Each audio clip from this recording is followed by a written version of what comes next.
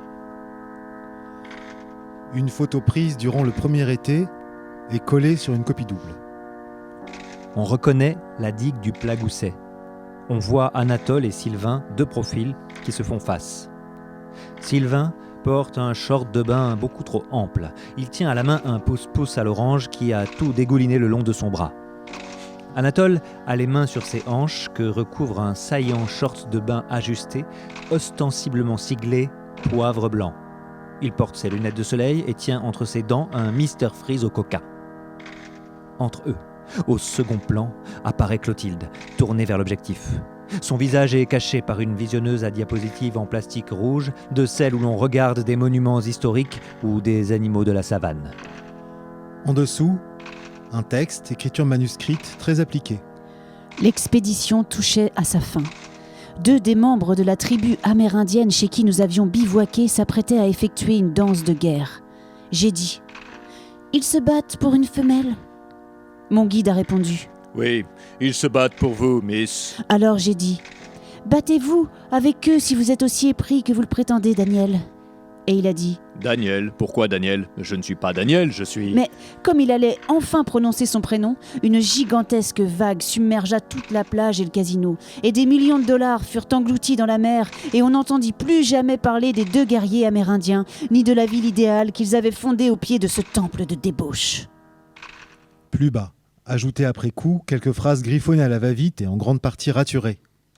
En fait, ça s'est pas du tout passé comme ça. Clotilde avait montré ses nénés à Sylvain, mais comme il les trouvait trop petits, il a demandé à Juliette de lui montrer les siens pour comparer. Mais alors, elle a pas trop apprécié. Et finalement, elles sont parties toutes les deux se tripoter dans une tente canadienne.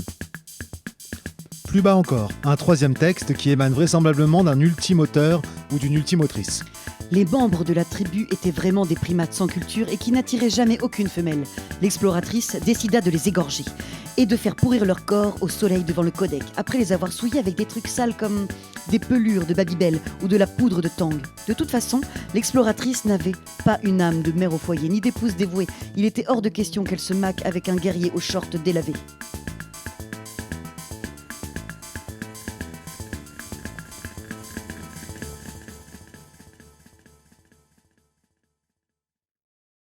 Sixième moment. Ce soir chez Boris. Toujours le même dimanche du mois d'octobre à Saint-Nicolas, après le premier été. C'est la suite du 4e moment, quand Sylvain et moi sommes dans l'escalier de l'immeuble des Pins pour aller chercher la manette, devant la porte 52. Là, Sylvain sonne chez Boris. Non mais c'est pas vrai que ça ressonne encore chez les voisins. Non mais... Oh, c'est pas l'auberge espagnole ici, t'entends? Vous énervez pas, Madame Mimosa, je vais ouvrir. Grouille-toi, gamin. Oui, il croit qu'on va y passer la journée. Je sais pas si j'aimerais l'avoir pour voisine. Faut faire certaines concessions quand on vit en ville. En ville. Sylvain me jette un regard rempli de pitié et de colère.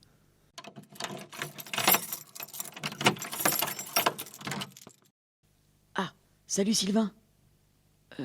Salut. C'est mon cousin. Qu'est-ce que tu crois que j'en ai à foutre? Ton cousin, il pourrait être la reine d'Angleterre. Vaut mieux chuchoter. Elle est un peu à cran cette semaine à cause de la pleine lune. On vient récupérer la manette de Nintendo. Chut. Comme Sylvain oubliait de chuchoter, on attend un commentaire de la voisine sur les graphismes de Zelda ou bien la musique de Double Dribble. Mais ça ne vient pas. Non mais il croit que j'irai pas mieux à faire avec ma télé. Je m'en branle de faire bouger des carrés à la con, t'as compris? Finalement, la curiosité de cette Madame Mimosa est sans borne. Et puis, elle distribue ses points de vue variés sur les différents aspects du monde avec une générosité qui l'honore. Rentrez. Boris défait la chaînette de la porte et nous entrons dans le couloir. En premier, je remarque ses pieds, ornés de chaussons en forme de piment, avec une moustache, un ballon de foot et un chapeau mexicain. Je sais pas si je dois l'envier ou le plaindre. Avoir au pied la mascotte du Mundial 86 est indéniablement une marque extérieure de richesse. Ça lui donne quand même un air complètement con. Sylvain enlève ses chaussures, sans doute pour protéger le lino marron foncé étalé dans le couloir, supposé rappeler un parquet en bois. Je l'imite. Faut que je te dise, Sylvain, les temps sont durs. Je regarde l'appartement, il semble vide. Au loin, le ronronnement ininterrompu de Dimanche Martin anesthésie cette fin d'après-midi et nous avec. Et nous accueillons Enrico Macias, sous vos applaudissements. Tu es ici chez toi, Enrico. Mes parents m'ont coupé l'argent de poche. Alors maintenant, les manettes, je les loue. 7 francs la journée, 5 l'après-midi, 30 francs la semaine. Les murs du couloir sont tapissés d'un papier crème d'où jaillit de la végétation palote, des roseaux, des plumées, un oiseau indéterminé. Merde, mais qu'est-ce que t'as foutu? J'avise le salon, il est chargé de meubles rustiques trop brillants, de napperons au crochet et de bibelots religieux. Sur une table basse en verre assez moderne, un numéro de la Manche libre est abandonné à la page des mots croisés. Mais rien, des conneries. Les flics m'ont ramené à mes parents parce que je faisais la moto dans le quartier. Et maintenant, c'est moi qui dois ramener de l'argent à mes vieux. Au mur s'expose une grande peinture, un portrait de Boris enfant, sûrement réalisé d'après photo. C'est toi qui l'as fait ou... C'est ma mère. Elle peint des fois quand elle est triste. C'est marrant. Pas qu'elle soit triste, mais le tableau. Boris ne moufte pas. Nous pénétrons dans sa piaule, comme il dit.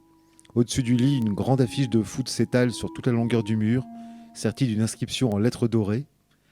Tout à fait Thierry. Et ça, c'est quoi? Un attrape-rêve. C'est un objet vaudou pour faire fuir les cauchemars. Dans la culture maya, c'est central. Je souris en touchant du bout des doigts les perles, les osselets et les plumes suspendues au bas d'une cordelette de chanvre. J'ai de plus en plus de mal à assembler les morceaux du portrait que Boris nous livre de lui-même. Si ça t'intéresse, je peux t'en avoir. Hein. Il y a une nana au dernier étage qui en rapporte tout le temps de ses voyages.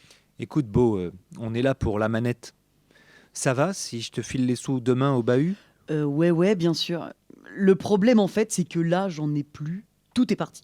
Oh, merde. Il y a peut-être un plan. C'est aussi au dernier étage. On peut y aller si vous avez 2 minutes. Sylvain dit « Ok » et on repasse dans la salle à manger. Tandis que Boris enfile des Doc Martens vertes complètement usées au-dessus de la coque, ça prend un certain temps, j'en profite pour me rapprocher de la télé en attendant. C'est maintenant l'heure tant attendue, celle de demander à Maître Capello de décacheter l'enveloppe fatidique qui, à n'en pas douter, fera le bonheur de quelqu'un, peut-être vous, derrière votre poste de télévision. Assise dans un fauteuil à 1,50 m de l'écran, une personne au corps mou dort profondément, la tête penchée sur le côté. Je me demande s'il s'agit de la mère à Boris, et si elle est plutôt dans une période triste, propice à la création picturale. Sur moi, Jacques Martin a toujours fait l'effet d'un accélérateur de mélancolie. Aussi, je ne peux m'empêcher de penser qu'elle le regarde dans le but de faire jaillir l'inspiration. Comme d'autres se livreraient à des expériences limites pour découvrir des sensations et les sublimer dans leurs œuvres. C'est en général ça que font les artistes, je crois.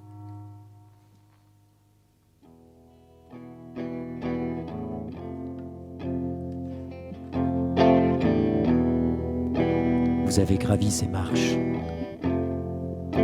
avez passé plusieurs portes, puis vous êtes entré. Ici, les règles que vous avez intégrées depuis votre enfance n'ont pas cours. Aucune différence sociale, aucun jugement, aucune différence entre les âges, aucune corvée ni contrainte, ni interdit. Seul règne l'amour et la liberté. Considérez cet endroit comme votre chambre, l'espace de votre intimité où se déploient vos rêves, où la frontière des corps et des âmes est abolie. François Xavier ne précise pas que parfois s'y déploient aussi des cauchemars. Songe Barbara, qui entend ce discours pour la 4e fois. Comme s'il avait lu dans ses pensées, l'homme s'interrompt pour se tourner vers la jeune femme et embrasser doucement le creux de son cou. Barbara ne sait pas comment réagir à cette proposition. Une autre fois, c'était arrivé à son amie Iris, et depuis, on ne l'avait pas revue. Cette possibilité de la disparition la grisait. C'est même pour ça qu'elle était là. Le type qui lit ce bouquin à voix haute est un adulte, le seul de la pièce. Je suis pas très fort en âge, mais je dirais qu'il a au moins 28 ans.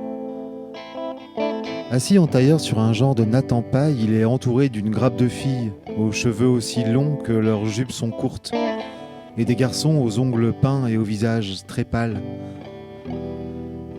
Je suis pris d'un émoi intense. Heureusement que le nuage de gauloise qui embrume la pièce et l'obscurité du crépuscule maintiennent la scène à distance. Barbara colle son corps de femme contre celui du jeune garçon. Sa bouche dans l'oreille, elle lui demande: c'est quoi, d'après toi, le prix de la liberté? L'adolescent sourit et élabore dans sa tête une réponse subversive. Barbara saisit la main de l'adolescent, qu'elle conduit entre ses cuisses.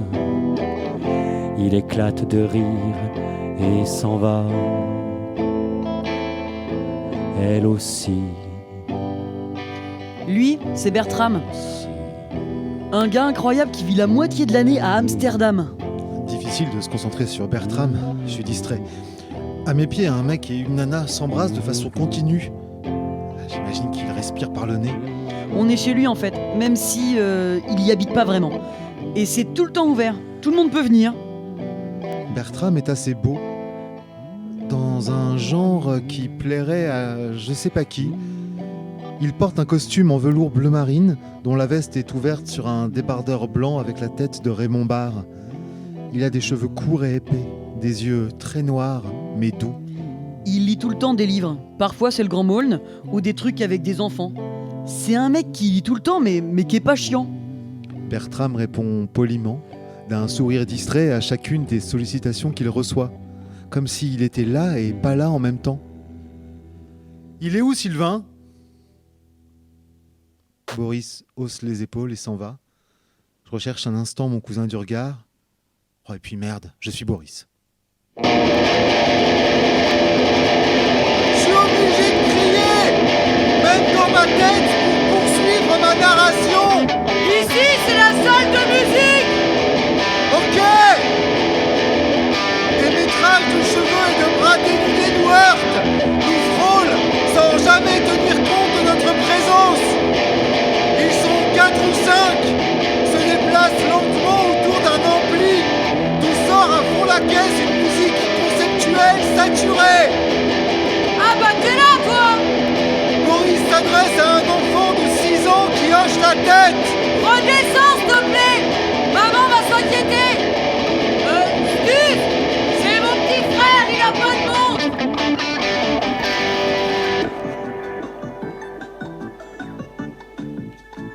Boris, regarde, une Mega Drive. Génial, je croyais qu'elle était pas encore sortie en Europe. Bah en Europe non, mais au pain, ouais.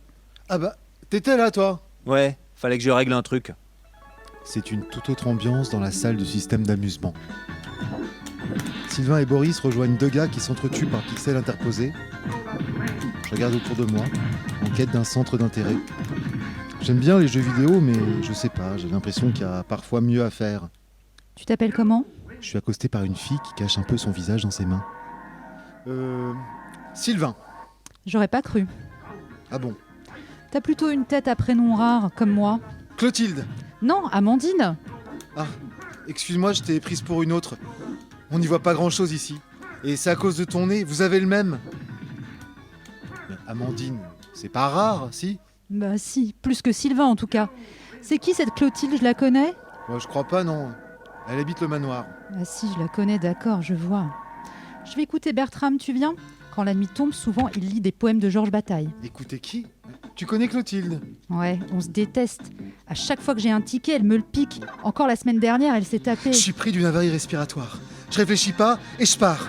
Pousse n'importe quelle porte. Oh, je me retrouve sur une grande terrasse. Le crépuscule est entièrement tombé sur Saint-Nico. C'est presque beau. C'est presque une ville. Avec la hauteur et la piqûre de l'automne, c'est presque une plénitude de l'été, la douleur de la morsure du froid en plus. C'est presque plus entier. Ou alors j'ai mûri. Par la porte-fenêtre, je vois Bertram entrer dans la salle de jeu.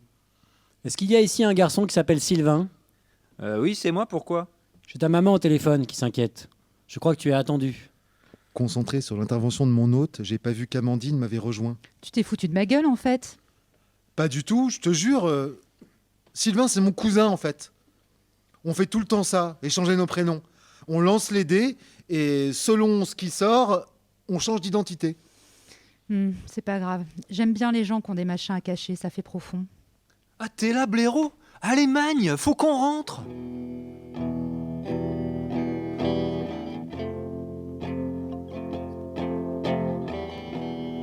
Notre aventure est finie. L'hiver de cette année est mort comme la tombe. Peut-être quand nous mourrons, peut-être la mort seule nous donnera la clé et la suite et la fin de cette aventure manquée. Ouais, c'est bon, on peut y aller. J'ai la manette.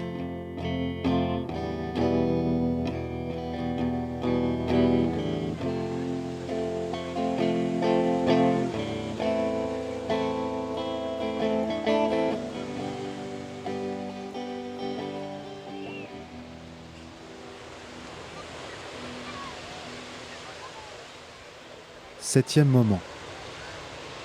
La Strongyloides stercoralis est un parasite qu'on trouve sur les plages. Quelques mois plus tôt, le premier été, à un moment indéterminé des vacances. 15 heures. Sur la plage de l'Ermitage, le soleil est au zénith. On entend quelques cris d'enfants, les vagues, les mouettes. Juliette est seule, allongée sur le dos, les paupières closes sous ses lunettes de soleil.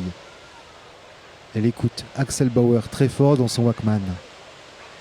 Une silhouette, coiffée d'un bob et avec un appareil photo jetable, s'assoit à côté d'elle. Salut.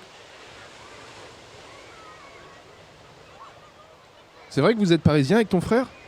De quel quartier? Je suis jamais allé à Paris. J'ai un ami qui dit que la tour du Charme à Saint-Nic, elle ressemble à la tour Montparnasse.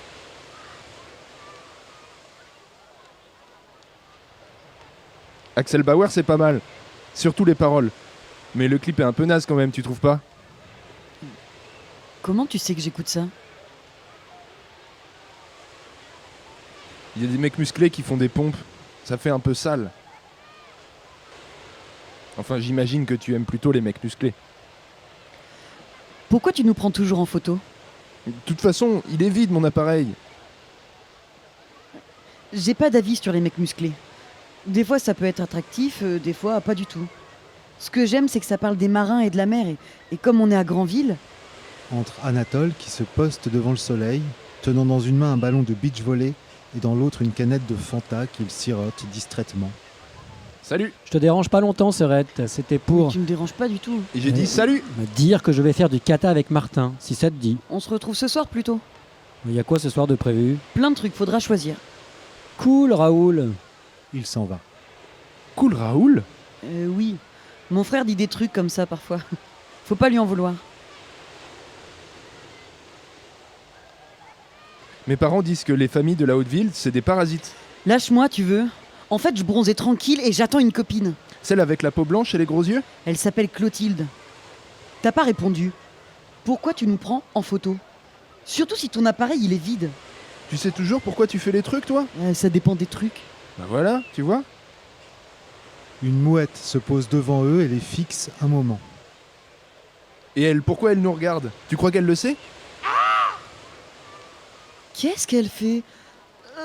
Elle bouffe un verre, dégueu cette conne.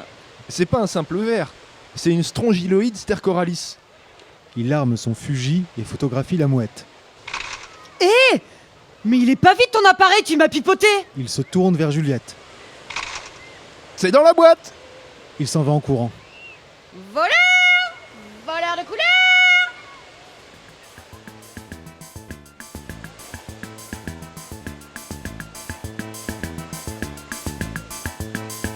Tout est éphémère, tout est éphémère, tout est éphémère, tout est éphémère. Les couteaux qu'on a pêchés comme des guerriers dans le désert, les micro-crevettes qui se sont échappées de notre épuisette.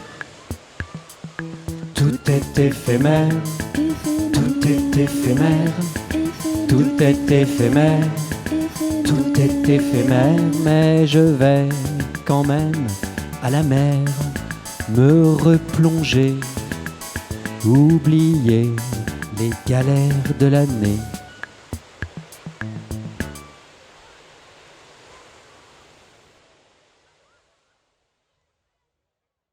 Huitième et dernier moment. Pièce manquante. Fin octobre, toujours après le premier été, avenue du Général de Gaulle à Saint-James. Un vendredi, après les cours, juste avant les vacances de la Toussaint. Je fais face à la boutique. Dans mon dos, l'arrêt de car et le soleil couchant.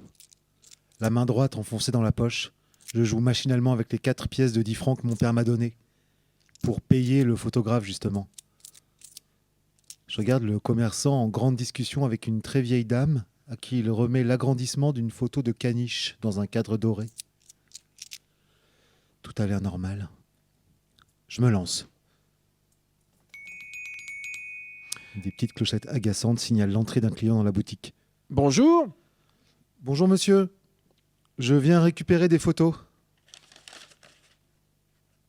Voilà le reçu. Merci. Il prend le papier qu'il considère dans un silence de cathédrale. Il lève un sourcil. Qu'est-ce que ça veut dire ? Les jetables, vous en êtes content ? Ah oui, c'est amusant. Amusant. Il se retourne et disparaît derrière son comptoir. Attendez, où est-ce qu'elles sont ? Je me souviens, je les ai faites lundi. Ma gorge est toute sèche, pourvu qu'il ait pas regardé, pourvu qu'il ait pas regardé. Les voilà. Je vibre de partout, c'est atroce. Ce sont bien celles-ci ? Il jaillit de son comptoir avec la pochette verte et blanche qui l'ouvre et les premières images s'étalent sur les comptoirs. Tonton Jean-Loup en slip de bain avec sa médaille de la Vierge. Ce sont bien celles-ci ? Oui, monsieur. C'est amusant, oui, mais voyez... Il désigne la masse de poils sur le torse de Tonton Jean-Loup. Alors que l'image est plutôt bien exposée, dans certaines zones, le piqué n'est pas terrible. Faudrait qu'ils améliorent ça quand même. Vous voyez ? Ah oui, maintenant que vous le dites. Enfin, si ça donne à nos jeunes l'envie de faire de la photo... Oui. Combien je vous dois ? 38 francs, s'il vous plaît, 38 francs. Il remet le paquet d'images dans la pochette, encaisse l'argent que je lui tends et me rend la monnaie. Nous nous saluons et je pars. Sans m'en rendre compte, j'ai pressé le pas, de plus en plus.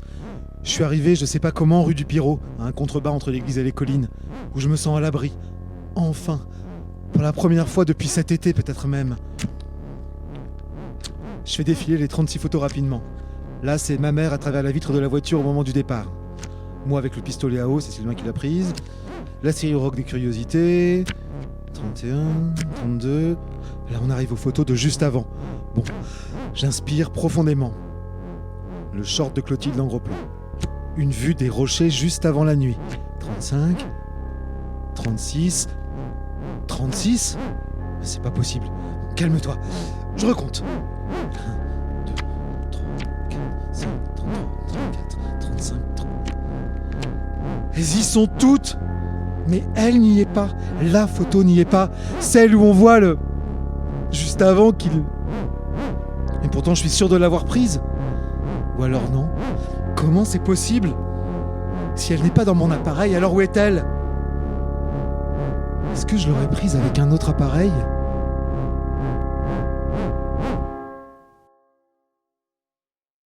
Mais où est cette putain de photo ? Notre héros va-t-il enfin la retrouver dans le prochain épisode ? Ou bien quelqu'un de malveillant mettra-t-il la main dessus et s'en sera fini de l'innocence et de la douceur de l'enfance ? Qu'est-ce qui s'est donc passé cette nuit-là dans les rochers ? Qui observe qui par-dessus les cabines de la piscine tournesol ? Et c'est qui ce gamin avec un appareil jetable ? Clotilde est-elle vraiment laide ? Ou simplement un peu à côté des attendus esthétiques ? Quel est le lien entre Bertram et Raymond Barre ? Aime-t-il vraiment la littérature ou plutôt la compagnie des jeunes gens ? Qui était la forme molle endormie sur le fauteuil devant la télé chez Boris ? Sa mère est-elle une authentique artiste torturée ou juste quelqu'un d'un peu fatigué ? Madame Mimosa a-t-elle empaillé son mari après sa mort pour pouvoir lui hurler dessus et se venger de siècles de domination masculine ?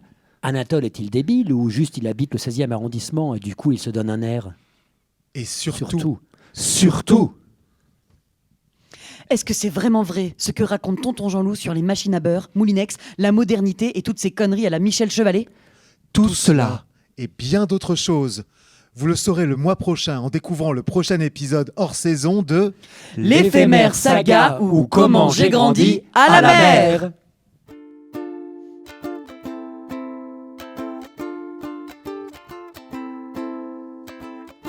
C'était Photosensible, le premier épisode de l'éphémère saga ou comment j'ai grandi à la mer. Il a été écrit à Granville, quartier Saint-Nicolas, par Jérémy Fabre et Nathanaël Frérot les 12, 13 et 14 octobre 2020. Répété en un après-midi et joué en public le jeudi 15 octobre 2020 à 19h dans l'école désaffectée au cœur du quartier. Il a été enregistré le 12 novembre 2020 à l'Archipel. Avec, dans le rôle de moi, Nathanaël Frérot, Sylvain, Jérémy Fabre, Juliette, mon père, ma mère et Tata Evelyne, Clémence Kronberg, Clotilde et Tonton Jean-Loup, Virginie Vaillant, Anatole, Garz, Iseux, Mitidja Tarayoun, le garçon au bob et au Fuji Snapchat jetable, Bastien Dobbels, le photographe, Marc Gouraud, Amandine, Mélanie Torel. Musique originale de Garz. À la technique, David Trives.